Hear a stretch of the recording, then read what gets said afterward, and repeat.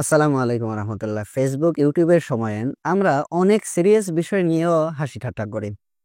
তবে কিছু কিছু বিষয় এমন আছে যে বিষয়গুলো নিয়ে মজা করাও শাস্তি, অর্থাৎ এটা নিয়ে মজা করলেও এটা কার্যকর হয়ে যায়। এমন তিনটা বিষয় আজকে উল্লেখ করব হাদিস শরীফের আলোকে।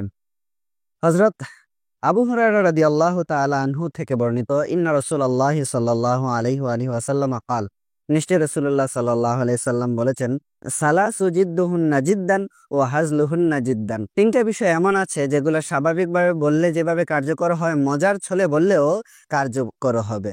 কি কি তিনটা বিষয়? আত-তালাক, তালাক, ওয়ান নিকাহ বিবাহ, ওয়ার রাজআ তালাক প্রাপ্ত স্ত্রীকে ফিরিয়ে নিয়ে আসা। এখন এই তিনটা বিষয় এত গুরুত্বপূর্ণ হওয়ার কারণ হলো, আল্লাহ এবং তার রসুল সাল্লাল্লাহু আলাইহি সাল্লাম চান না কেউ এই বিষয়গুলো নিয়ে হাসি ঠাট্টা করুক। এখন আসুন এই বিষয়গুলো একটু বিস্তারিত আমরা জানার চেষ্টা করি। প্রথম নাম্বার হলো তালাক। কেউ যদি তার স্ত্রীকে হাসির ছলেও তালাক দেয়, তাহলে তালাক পতিত হয়ে যাবে। এক তালাক হোক, দুই তালাক হোক, তিন তালাক হয়, জয় তালাক দিবে, তালাক পতিত হয়ে যাবে যদি এটা হাসির ছলেও হয়। তো তালাক শুদ্ধ হওয়ার জন্য কয়েকটা শর্ত আছে। আমি জানার স্বার্থে এই শর্তগুলো বলে দিচ্ছি। এক হলো, স্বামী তালাক দিতে পারবে। অন্য ব্যক্তি যদি স্বামী, ভাই, মা, বাবা, অন্য কেউ যদি একজন স্ত্রীকে তালাক দেয়, তাহলে তালাক পতিত হবে না। শুনতে হয়তো মজার লাগলেও, এই যে এটা একটা হাস্যকর মনে হলেও এটাও বাস্তব যে অনেক সময় দেখা যায় যে ছেলের মায়েরা বউকে তালাক দিয়ে দেন, এই ধরনের কথাও আমাদের কানে আসে। এই জন্য বলে নিলাম যে স্বামী একমাত্র তালাক দিতে পারবেন। দ্বিতীয় হলো, পূর্ণ বিবেকবান হতে হবে। যখন তালাক হবে তখন ওই ব্যক্তির পূর্ণ বিবেক থাকতে হবে। মাতাল বা অচেতন ব্যক্তির তালাক শুদ্ধ হবে না। পরিষ্কার শব্দে তালাক দিতে হবে, একেবারে স্বচ্ছ শব্দগুলো ব্যবহার করতে হবে। ফুকাহে কেরাম বিভিন্ন শব্দ উল্লেখ করেছেন, এগুলো অন্য সময় না হয় কথা বলা যাবে। পরিষ্কার শব্দ হতে হবে তালাক শুদ্ধ হওয়ার জন্য। ইচ্ছাকৃত উচ্চারণ বা লিখিতভাবে। এখন কেউ যদি কাউকে জোর করিয়ে তালাক দেয়, তাহলে এই তালাক পতিত হবে না। যেমন এমন হঠাৎ একজন বন্দুকধারী এসে স্বামীর মাথায় বন্দুক ঠেকিয়ে বলল, তুই তোর স্ত্রীকে তালাক দিয়ে দে, তাহলে এটা জোরপূর্বক হবে, এভাবে স্ত্রী তালাক হবে না। 5 নম্বর হইল, বৈধ সময়ে তালাক দিতে হবে। যেমন একজন মহিলা যদি ইদ্যতের অবস্থায় থাকে, এই দুঃখিত, যদি হাইজের অবস্থায় থাকে, তাহলে এই সময়টাতে তালাক দিবে না। হ্যাঁ, যদি তালাক দেয় তাহলে এটা তালাকে বেদা বা বেদাত তালাক হিসেবে পতিত হয়ে যাবে, তালাক কার্যকর হবে।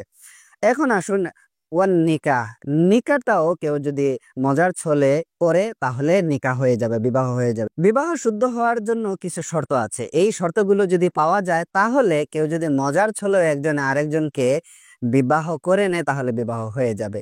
শর্তগুলো কি কি? যেমন ইজাব এবং কবুল হওয়া। ইজাব বলে যে প্রস্তাব, আর কবুল হলো গ্রহণ। একজন মহিলা বলল একজন পুরুষকে যে আমি আমাকে তোমার কাছে সঁপে দিলাম, আর ওই ব্যক্তি বলল হ্যাঁ আমি কবুল করে নিলাম, তাহলে এই বিবাহ হয়ে যাবে।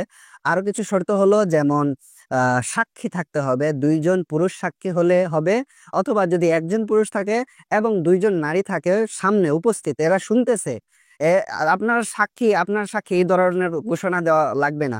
শুধুমাত্র যদি তারা শুনে যে হ্যাঁ এরা বলতেছে একজনে আরেকজনকে যে আমি তোমাকে গ্রহণ করলাম, আমি আর তুমি আমাকে কবুল করে, এই ধরনের কথা যদি কয়েকজন মানুষের সামনে বলে ফেলে, তাহলে হয়ে যাবে। অলির অনুমতি নেওয়া, এটা হানাফি মাযহাবে বলা হয়েছে, যদি প্রাপ্তবয়স্ক নারীর হয়, তাহলে তার আর অলির প্রয়োজন নেই, অর্থাৎ অভিভাবকের প্রয়োজন নেই। আর অন্যান্য মাযহাবে অভিভাবক থাকাটাও বিবাহ শুদ্ধ হওয়ার জন্য শর্ত। নিষিদ্ধ সম্পর্ক না হওয়া, যেমন এমন এক স্ত্রী এবং এমন পুরুষ যাদের মধ্যে বিবাহ বৈধ। আমি যা বলতেছি আশা করি বুঝবেন।